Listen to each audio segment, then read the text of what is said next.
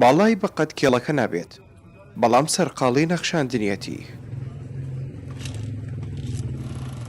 ڕۆژ هەیە بەیانی زوو دێتە سەرکارەکەی، ڕۆژی واش هەیە تا سەعات 4 ئێوارە دەخەوێت، بەڵام زیرەک و لێ هاتووە.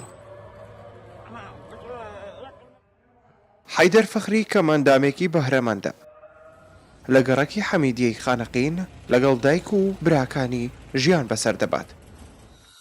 10 ساڵە لەلای مەلا موفەقی خەتات سەرقاڵی نووسینی ناو و بەروارە لەسەر ئەو کێڵانەی بۆ گۆڕی کۆچکردوەکان دەبرێن. يلا حسكي دكارقت حيدر كنت عارفهم بس بتعب نكد مثل مسلم الاقوام ولا شو تسمى دكان كنت لحد تسمى دكان لينا وكا من كارفات كردي دساي كار كردي لينا او خدا وقطعا قبضت ذاك المتاهي ام خدا و ها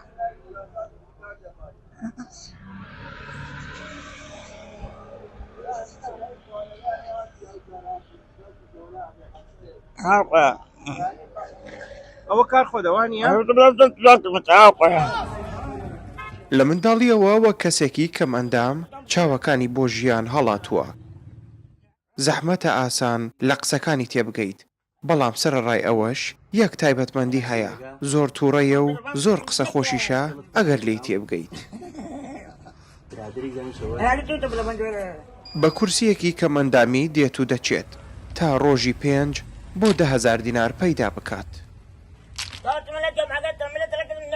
ما تماشای کەمن وەک کوڕ خۆمان و بەرای خۆمان تەماشای کەمن یا کوڕ فەقیرە ماتوول هاوەگە المال و مساعدەیش کەیمن مەسەلەن چە بتوات کەینەرای مەسەلەن کە لە دەستمان تێت خۆی زیرەکە یان زیرەکە کارکەرە و تەکلیفی بکە کاری کە دەرات عاجزی نێکات کوڕ خاچیگە و لە جوێ ئالای من حەیدەر وەک هەر کەسێکی ئاسایی توانایی بەکارهێنانی کۆسەرەی نییە بۆ دیاریکردنی گۆشەکانی نووسینە، بەڵام ڕەنگکردن و ڕازاندنەوەی ئایدی خۆیەتی. وا تەمەنی دەگات بە 43 ساڵە، توانای جوڵە و هەناسەدان و قسەکردن و بیستنی وەک پێویست نییە، بەڵام لێهاتوویی و دەستڕەنگینیەکەی هەموو ئەوانەی شاردووەتەوە. ڕاژان باجەڵان 964 خانەقین.